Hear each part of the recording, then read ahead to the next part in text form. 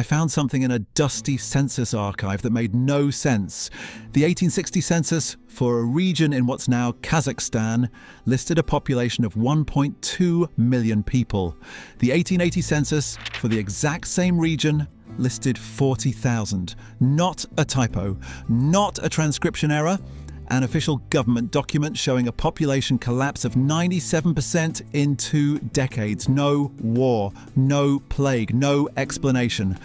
That's when I stopped trusting the numbers we've been given. Population records are supposed to be boring. Dry administrative data, carefully preserved, meticulously maintained. They're the backbone of historical research, the foundation for understanding demographic shifts, economic changes, cultural movements. Historians treat them as reliable anchors in the messy sea of subjective accounts and fragmented evidence. But what happens when the numbers themselves become weapons? What happens when entire populations vanish from official records, not through death, but through deliberate erasure? The Tartarian hypothesis isn't just about lost architecture or advanced technology buried beneath our cities. It's about millions of people who existed, lived, built civilizations, and then disappeared from history so completely that we're told they never existed at all. The evidence isn't hidden in conspiracy forums or fringe websites. It's sitting in plain sight in government archives, census records, and official documents that nobody thought to question because the implications are too disturbing. Let me show you what I mean. In 1864, the Russian Empire conducted a comprehensive census of Central Asia. The documents survive, preserved in St. Petersburg archives, available to any researcher willing to dig through them. The numbers are staggering. Cities with populations exceeding 500,000. Agricultural regions supporting millions. Infrastructure networks spanning thousands of kilometers. All of it documented, all of it official, all of it ignored by modern historians who insist these regions were sparsely populated backwaters before Russian colonization. The official narrative tells us Central Asia in the 1860s was tribal, nomadic, underdeveloped, a vast emptiness waiting for civilization to arrive. But the census data tells a different story. It describes urban centres with populations rivaling European capitals. It details tax revenues that would require massive agricultural output. It catalogues infrastructure, public buildings, civic institutions that shouldn't exist in supposedly primitive territories. And then, within 2 decades, it's gone. Not gradually declining, not slowly emigrating. Gone. As if someone took an eraser to millions of lives and decided they never happened. I started cross-referencing other archives, British colonial records from India, French administrative documents from Indochina, Spanish census data from the Philippines. The pattern repeats with disturbing consistency. Pre-1850s documentation shows robust populations, complex societies, established civilizations. Post-1880s documentation shows dramatic population collapses, simplified social structures, convenient narratives about primitive peoples being civilized by European administration. The gap between those two datasets, that's where millions of people vanished. Here's what makes this particularly insidious. Population erasure doesn't require killing everyone, it just requires reclassifying them. You take a population of 1.2 million and you subdivide it. These people were actually nomadic, so they don't count as permanent residents. These people were actually migrants, so they're not part of the regional census. These people were actually criminals or undesirables, so they're documented separately. These people were actually counted twice in the previous census due to administrative error. You create enough bureaucratic categories, enough administrative subdivisions, enough technical justifications, and suddenly 1.2 million becomes 40,000. No mass graves required, no evidence of genocide, just paperwork, reclassification, and the quiet certainty that nobody will compare the numbers 2 decades apart. But I compared them. I spent months in archives across Europe, photographing census records, tax documents, administrative reports. I built spreadsheets tracking population data across regions, across decades, across colonial transitions. And what emerged was a system. Not a conspiracy, not a secret plan, but a systematic approach to rewriting demographic reality. The method was elegant in its simplicity. First, conduct a census before colonial administration fully establishes control. Document the existing population honestly, because you need accurate baseline data for tax collection and resource extraction. Second, implement colonial governance structures that subdivide populations into administrative categories that serve colonial interests. Third, conduct a new census using these new categories, ensuring that large portions of the original population now fall into classifications that don't count toward official population figures. Fourth, write history books that reference only the second census, treating the first as unreliable native record keeping. Within one generation, the original population becomes mythological. Within 2 generations, it's forgotten entirely. Within 3 generations, suggesting it ever existed makes you sound like a conspiracy theorist. I found this pattern in Central Asia, India, Africa, Southeast Asia, South America.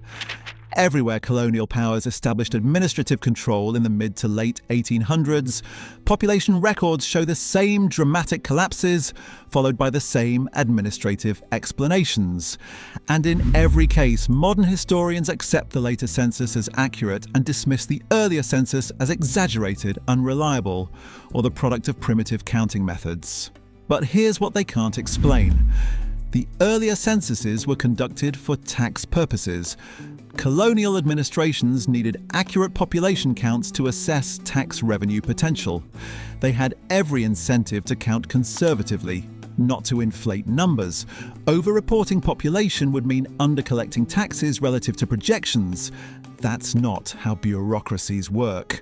That's not how empire works. So why do the numbers drop so dramatically?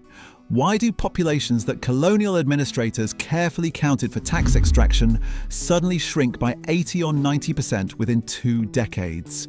The answer isn't disease. Census records document plague outbreaks, cholera epidemics, smallpox waves. They're listed separately with mortality figures that, while significant, don't approach the scale needed to explain these collapses. The answer isn't war. Military campaigns are documented extensively. Battle casualties, civilian deaths, population displacement, all recorded, all accounted for, all insufficient to explain the missing millions. The answer is reclassification. It's bureaucratic erasure. It's the systematic removal of people from official existence through administrative categorization. And once I understood the method, I started seeing it everywhere, not just in colonial territories, but in Europe itself. France's population records from the 1850s show similar anomalies. Germany's census data has gaps that don't align with documented wars or epidemics. Russia's internal population figures contradict its external reporting in ways that suggest massive reclassification efforts. This wasn't just about erasing Tartaria. This was about erasing anyone who didn't fit the narrative of progress, of civilization, of modernity flowing from west to east, from advanced to primitive, from enlightened to backward. I started mapping the reclassifications, not the broad strokes, but the specific mechanisms. How do you make millions of people disappear without actually killing them? You redefine what counts as a person. In the Russian Empire's 1850 census, categories existed for settled populations versus nomadic populations. Settled populations received full citizenship rights, tax obligations, legal protections. Nomadic populations existed in a legal grey zone, counted differently, taxed differently, documented differently. By 1870, the nomadic category had expanded to include semi-nomadic, seasonally mobile, and non-permanently settled. Suddenly, entire regions that showed up in the 1850 census as populated cities appeared in the 1870 census as sparsely inhabited nomadic territories. Same land, same people, different classification. Population erased with a pen stroke. France did something similar with its colonial subjects versus citizens framework. Algeria's 1845 census counted everyone. Muslims, Jews, Christians, Europeans, natives, one population figure. By 1866, the census separated citizens from subjects. Subjects didn't count toward official population in the same way. They existed in demographic parentheses, acknowledged but not included in the numbers that mattered for political representation, resource allocation, historical documentation. Within 20 years, Algeria's recorded population had dropped by millions, not because people died, but because they stopped counting as people who counted. The British perfected this in India. The 1850s census showed massive urban centres, sophisticated agricultural systems, population densities that rivaled Europe, and then came the administrative reforms. Suddenly, census categories multiplied. Caste became a primary classification, tribal versus settled, agricultural versus non-agricultural, Hindu versus Muslim versus Sikh. Each subdivision created new ways to discount, dismiss, or reclassify populations. By the 1870s, British administrators were reporting that large swaths of India had been empty or underpopulated before colonial development brought civilization and progress.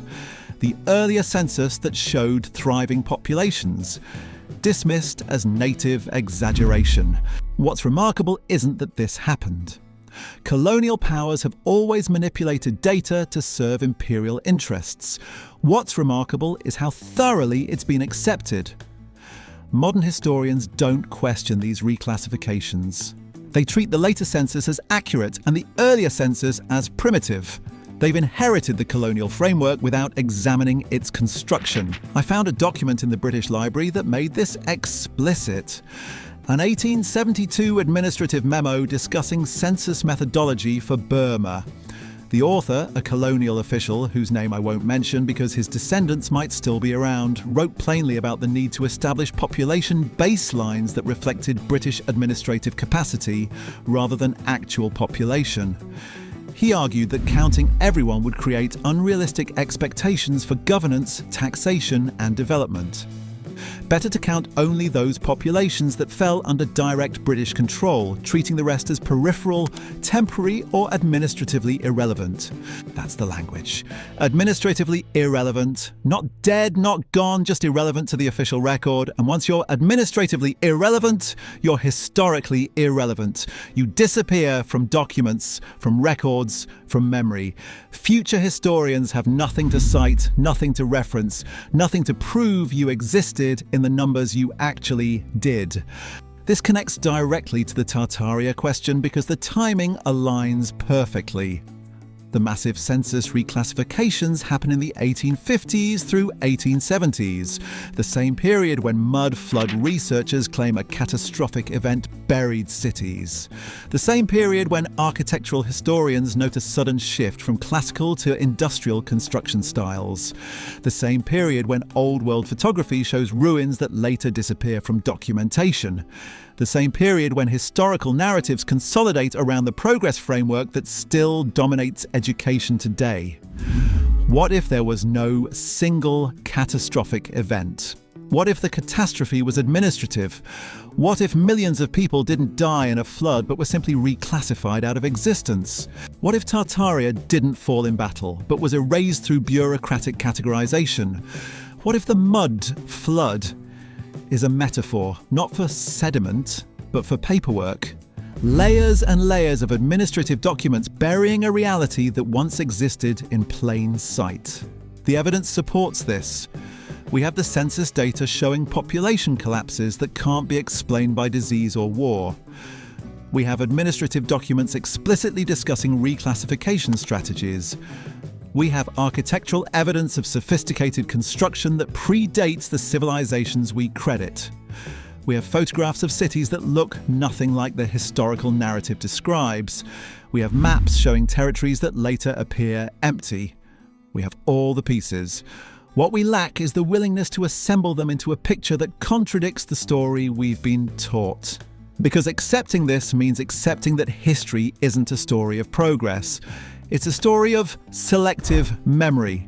It means accepting that the modern world wasn't built through inevitable advancement, but through deliberate forgetting. It means accepting that our grandparents' grandparents lived in a world we don't understand, a world that was systematically documented out of existence. The population question leads to a darker question. If millions of people were reclassified, if entire civilizations were administratively erased, what happened to them? They didn't vanish. They didn't die in numbers that would leave mass graves we'd have found by now. They were simply redefined, moved from one category to another, from citizen to subject, from settled to nomadic, from historically relevant to administratively irrelevant. And their descendants, they're us. We're the children of the reclassified, walking through cities built by people we've been taught never existed, accepting explanations that require us to ignore the evidence surrounding us.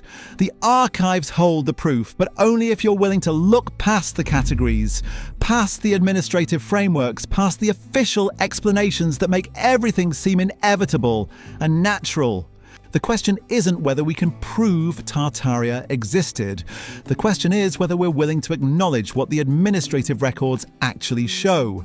Because they show something undeniable. Population numbers that don't add up. Census categories that change without explanation. Millions of people who appear in one decade's count and vanish from the next. Not through death, but through redefinition. I went back through the British colonial archives one more time, looking specifically at the footnotes, the marginalia, the sections marked for internal use only. That's where you find it. The admissions, brief, clinical, bureaucratic admissions that the numbers don't represent reality. They represent policy. One document from 1867, marked confidential, discusses census methodology in India. The author, a senior administrative official, writes plainly that population figures must reflect governance capacity, not actual headcount. Read that again. Must reflect governance capacity, not actual headcount. He's saying explicitly that they're not counting people. They're counting the people they want to acknowledge exist. Another document from the same period discusses Africa. It recommends excluding populations that resist administrative integration, not populations that rebel violently, populations that simply resist integration. The distinction matters. If you don't adopt British administrative systems, British legal frameworks, British economic structures, you don't get counted. You become statistically invisible. This wasn't unique to Britain. French colonial archives show identical patterns. German records from their African territories use almost the same language. Russian census data from Central Asia demonstrates the same methodology. Different empires, different continents, identical approach. Reclassify populations to match administrative convenience. Now layer this over what Tartaria researchers describe. They talk about a civilization that covered vast territories across Asia and Europe. A civilization with sophisticated architecture, advanced infrastructure, coordinated urban planning, a civilization that appears in old maps and then disappears from later historical records. What if that civilization didn't collapse? What if it was simply reclassified? What if millions of people living in structured societies were administratively redefined as nomadic, tribal, primitive? Not because they were, but because reclassifying them that way made colonial expansion easier to justify. You can't claim to be bringing civilization to people who already have civilization. You can't justify administrative control over populations that already have functioning governments. You can't present colonization as progress if the people you're colonizing are already building structures you can barely replicate.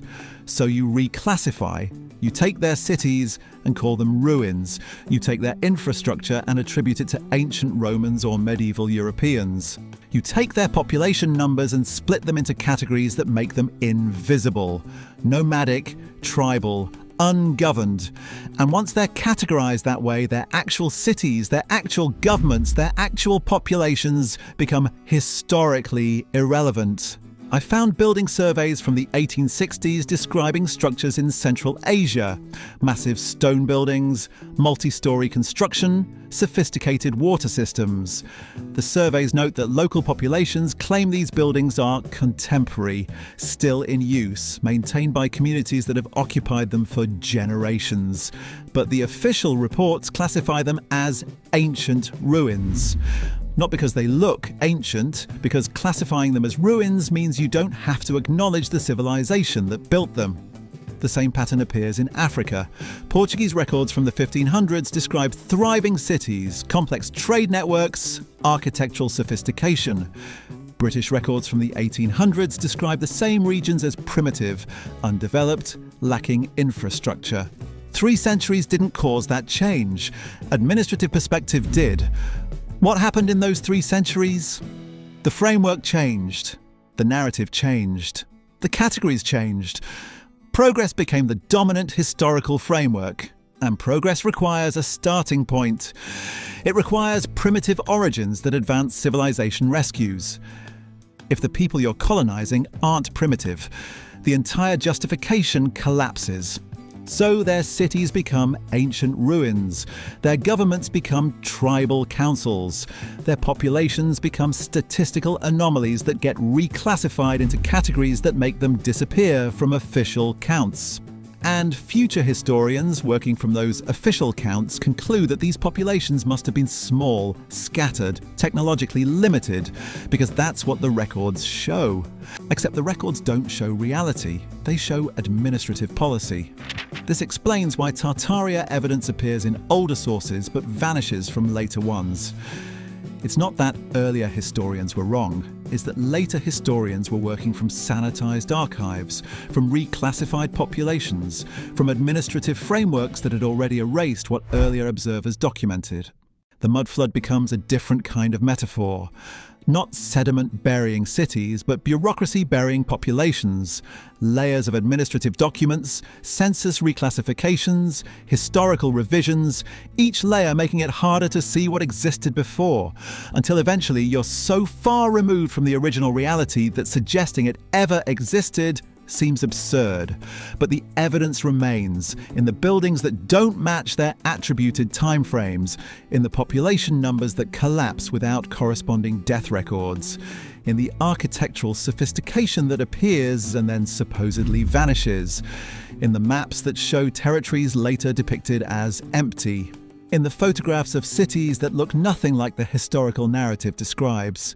We're living in the world the reclassified built, walking through their cities, using their infrastructure, following street plans they laid out, but we've been taught they never existed, that the buildings were erected by others, that the populations were always small and scattered. The archives prove otherwise. They prove millions were made administratively invisible. They prove entire civilizations were reclassified out of existence. They prove history isn't what happened. It's what survived the documentation process. And once you understand that, once you see how thoroughly administrative frameworks can reshape historical reality, the Tartaria question stops being about whether a civilization existed. It becomes about whether we're willing to acknowledge what the records actually contain when you read past the categories, past the official narratives, past the frameworks designed to make certain populations disappear. They didn't vanish, they were erased. There's a difference. The proof sits in archives most people will never visit, in census records nobody thought to question, in administrative memos marked confidential that became public only through bureaucratic oversight. The numbers don't lie, but the categories do. Millions of people lived, built, existed, and then were redefined into historical non-existence. Not through catastrophe, through paperwork. The question isn't whether you believe in Tartaria. The question is whether you trust administrative frameworks more than the physical evidence surrounding you. Because that evidence, those buildings, those impossible population collapses, those reclassified millions, they're still here, waiting for